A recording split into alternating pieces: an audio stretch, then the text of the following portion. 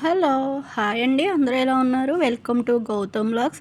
ముందుగా అందరికీ శివరాత్రి శుభాకాంక్షలు. ఆ ఈశ్వరుడు అనుగ్రహం అందరికీ ఉండాలని కోరుకుంటున్నాను. మా ఇంట్లో అయితే పూజ అయితే ఇలా అయింది. పూజగా పిల్లలకి టిఫిన్గా కూడా ఉంటుందని పులిహార అయితే చేశాను. స్వామివారికి నైవేద్యం పెట్టి పిల్లలకి బాక్సులు పెట్టాను.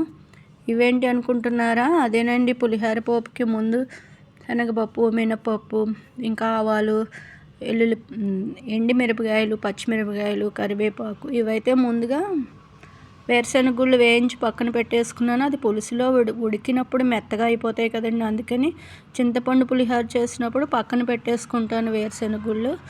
ఆ తర్వాత పోపు వేగిన తర్వాత తగినంత చింతపండు గొజ్జు ఉడికించి, చికెన్ గొజ్జు ఇంట్లో ఎప్పుడు ఉంటుంది కదా, దాన్ని తీసుకొచ్చి కాస్త ఉప్పు వేసి ఉడికించాను. ఇదైతే ఒక గ్లాసు రైస్కి కుక్కర్ పెట్టినప్పుడే కాస్త పసుపు ఆయిల్ పెట్టి కుక్కర్ పెట్టేస్తాను. అందుకే రైస్ పొడి పొడిగా ఆయిల్తో వస్తుంది. ఇది ఒక టిప్ అండి.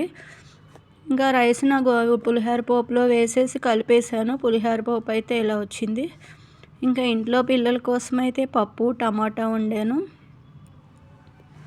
రైస్ కుక్కర్లో కడిగి పెట్టేశాను. పిల్లలకి లంచ్ బాక్స్ పప్పు వేసి పెట్టేస్తాను.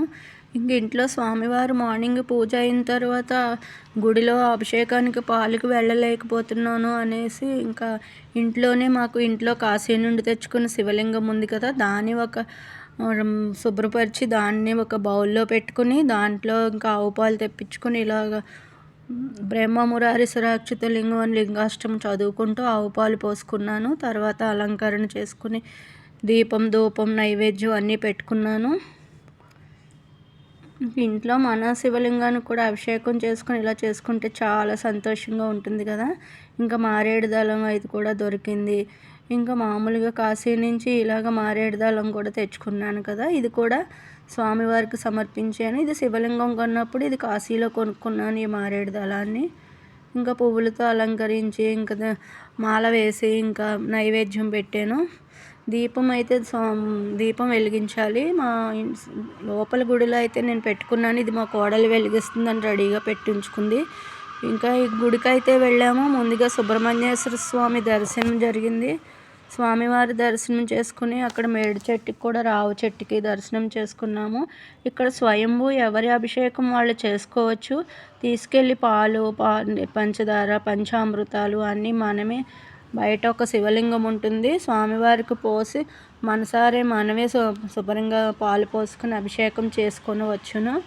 ఇంకా లోపల సాయిబాబాని కూడా దర్శించుకుని ఇంకా బయటకు వచ్చేసాను.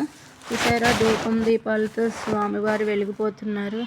భలే బాగుంటుందండి గుడి అయితే. గురువారం బాబావారి గుడిలో భోజనాలు కూడా ఉంటాయి. అప్పుడప్పుడు గుడి పెడుతూ ఉంటాను కదా. ఇంకా అక్కడి నుండి అయితే శివాలయానికి వెళ్ళాను.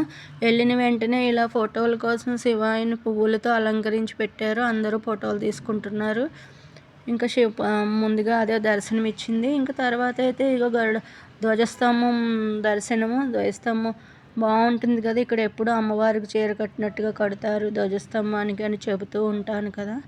ఇంకా స్వామివారిని అయితే ముందుగా వెంకటేశ్వర స్వామి రేపు కళ్యాణం అంట ఉత్సవాలు జరుపుతున్నారు. ఇదైతే మా పంతులు గారు 4 ద్రాక్షారామము, భీమవరము అన్ని పంచారామ క్షేత్రాలు అన్నీ వెళ్ళారంట. వాళ్ళు ఫోటో పెట్టారు. ఆ పిక్స్ కూడా మీరు చూస్తారని యాడ్ చేశాను. పంచారామాల్లో అభిషేకం చేసి వచ్చారంట. ఇంక ఇవాళ ఇదేనండి. లైక్ చేయండి, షేర్ చేయండి, కామెంట్ చేయండి. Thank you.